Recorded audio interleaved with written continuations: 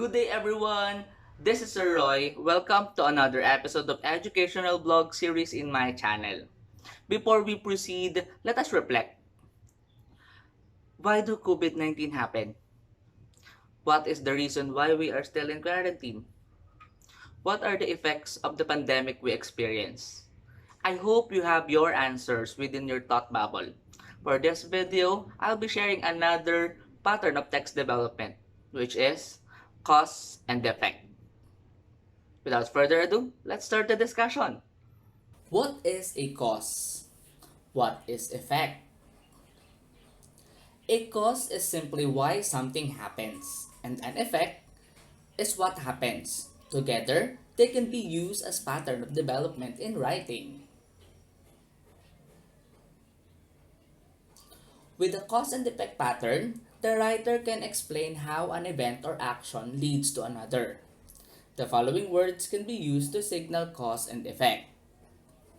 As a result, because of, consequently, accordingly, due to, hence, therefore, and thus. There are different ways to present cause and effect. First one, cause to effect. The cause, which can be an event or action, can be stated right at the beginning of a paragraph, followed by sentences stating the effects. This type of organization is best for explaining a single cause with different effects. Here is an example of a graphic organizer. The cause is the global pandemic, and the effects are lockdown in different countries, suspension of face-to-face activities such as work and study, and economic disruption. Another one is effect to cause. The effect can be stated at the beginning of the text, followed by sentences and paragraphs that expound on the causes. This type of organization is best for presenting single effect with different causes. Here is an example. For this example, the effect is the global pandemic, and the causes are virus from bats or pangolins, seafood and animal market in Wuhan, China, and the spread by coughing out tiny droplets that contain the virus. The third one is consecutive cause and effect. In this type of organization, the causes, each with its corresponding effect, are tackled one by one in a few sentences or a paragraph. The writer explains each cause and effect completely before moving on to the next cause and effect. Here is an example.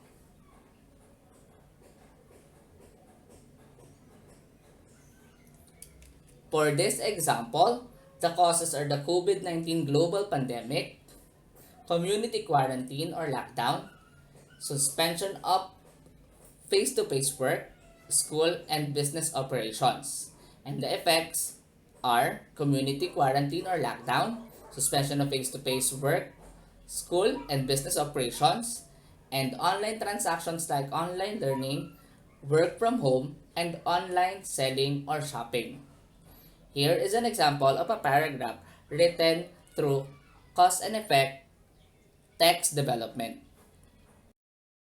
In 2019, a new coronavirus was identified as the cause of a disease outbreak that originated in China. It was called COVID-19 and was declared as a global pandemic. Due to this pandemic, different countries around the world enforced community quarantine or lockdown to avoid the spreading of virus. According to the experts, virus is spread when someone who has it cough out tiny droplets that contain the virus and inhaled by other people.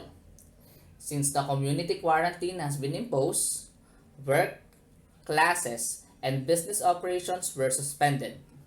But it should not last for long. So the government called the setup the new normal.